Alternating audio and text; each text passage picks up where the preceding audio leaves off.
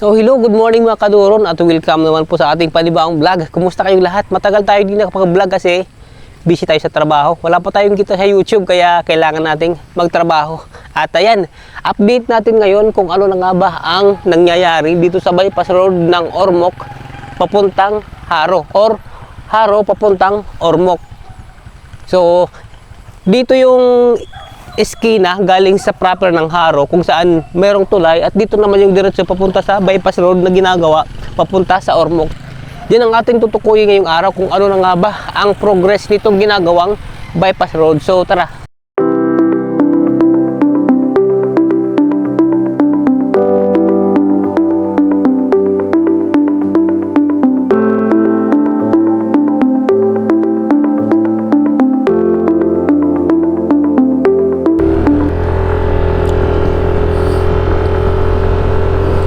So mapapansin natin dito sa Haro na bawat halos 1 kilometro ay makikita natin itong karatula ng Andox.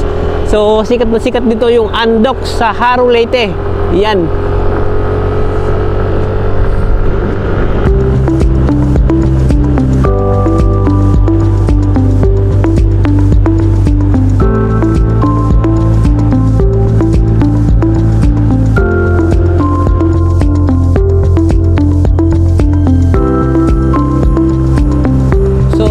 Dito na tayo sa may bungad papunta sa paakyat na parte, kaya medyo nahihirapan yung motor natin dahil medyo paahon ang lugar na to papunta dun sa may pupuntahan natin sa Rubas Hot Spring.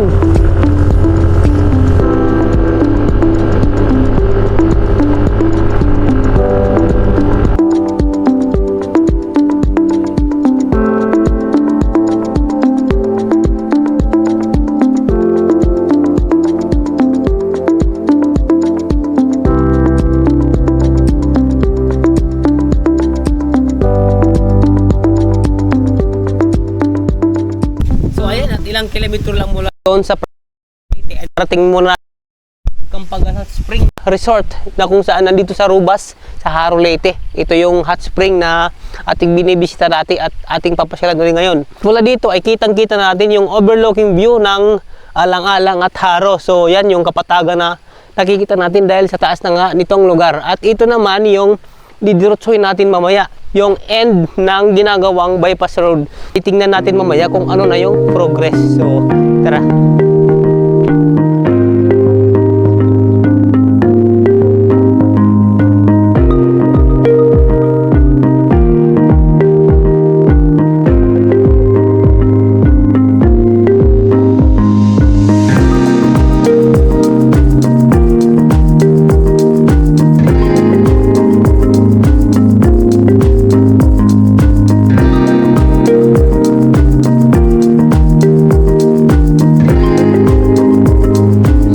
Medyo matarik yung daanan dito, kailangan mag-ingat, magdahan-dahan lalo na yung mga bata.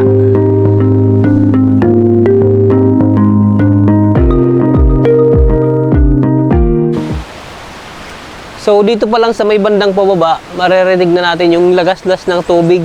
Talagang siguro exciting mag-swimming dito. Tara.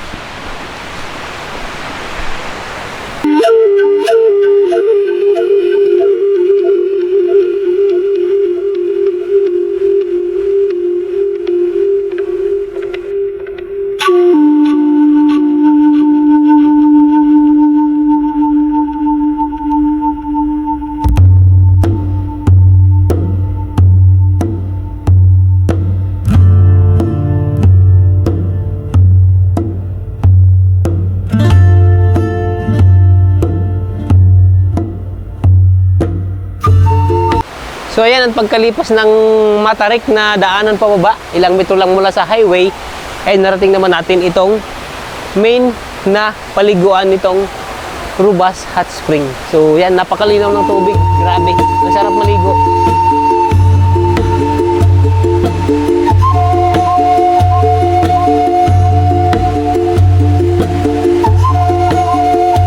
Gusto ko sanang mag-swimming kaso hindi tayo ready sa ating outfit para mag-swimming dahil may pupuntan pa tayo dun sa ending ng bypass road. Kaya sayang, babalikan na lang natin to sa susunod.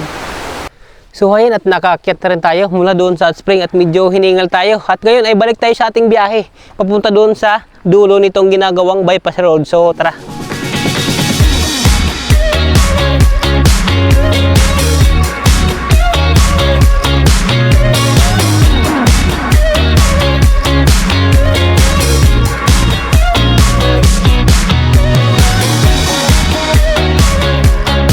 So ayan, at ilang minuto lang mula doon sa Rubas Hot Spring ay narating na natin itong dead end nitong ginagawang kalsada. So akala natin kanina medyo malayo pa yung ating BBIN. So nagkamali tayo dahil nandito lang pala ito sa may dulo. Ilang kilometro lang mula doon sa Hot Spring.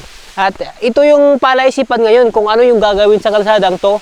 Di natin alam kung gagawing tunnel o talagang tatanggalin pa yung part na ito ng bundok. So sa ngayon, yan lang muna. Ito naging instant falls na naging silbi ring attraction sa ilang mga turista na pumupunta dito. Ang Haro-Ormoc Bypass Road ay isa itong missing link o alternative na ruta mula sa Haro papuntang Ormoc na binuo para mabilis ang biyahe at mag-divert sa traffic mula sa existing highway. Ang proyektong ito ay may habang 2.7 kilometers na pinunduhan noong 2023 at nagkakahalaga ito ng 144.6 million. May mga slope protection din ito dahil ito ay nasa bundok at forest area para maiwasan ang mga landslide.